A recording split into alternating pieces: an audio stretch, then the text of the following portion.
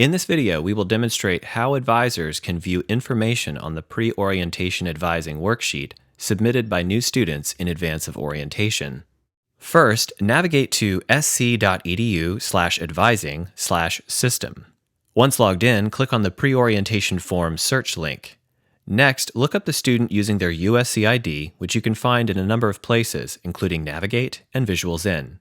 Click Search, and as long as the student has submitted their pre-orientation advising worksheet, it should appear on the next screen. In the Student Information section, you'll find general information such as name and preferred name, ID numbers, student cell phone. Note, students are being asked during the course of creating this form to verify that their cell phone number is accurate, and U of SC email address, which will auto-populate for the student when they log in. After providing this basic information, students are also being asked to indicate if they have an interest in graduating early.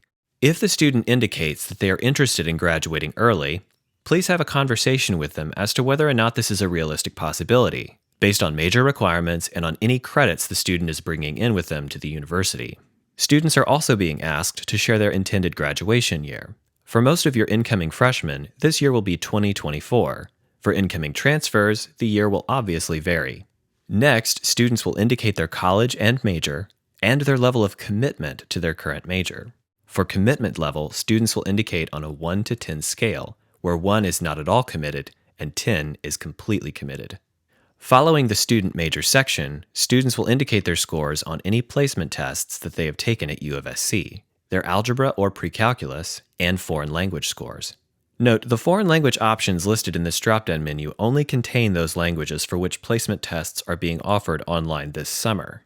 The student will also provide the date on which they took the foreign language placement test, and in the event that the student is interested in a language for which a placement test is currently unavailable, they will indicate that language here.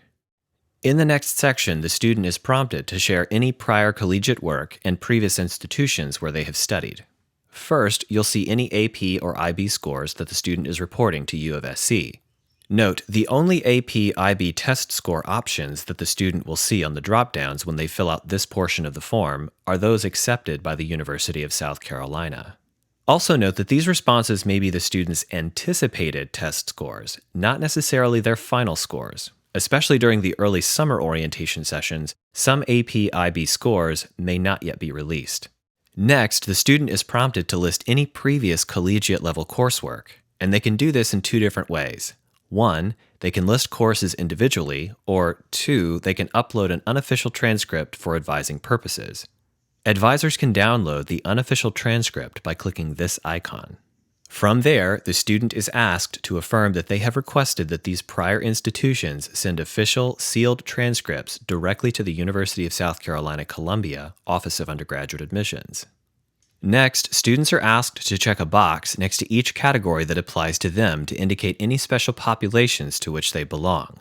At the end of the form, students are given an additional questions or comments box in which they are encouraged to ask any questions they may have. This is a good way to ensure that you as the advisor are prepared to field responses to student questions before you meet with them.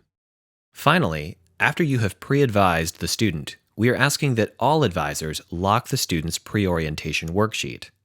Once a student completes the worksheet, they are able to return to it and make as many changes as they want. That is, until it is locked by the advisor. Locking this form will ensure that the student does not go back in after they are advised to change any information upon which you, the advisor, based your course advisement. Also note that this lock field is the only field that the advisor can change. Once you select Lock from the drop-down, click Save, and you'll know that the form was successfully saved when you see this notification at the top of the page.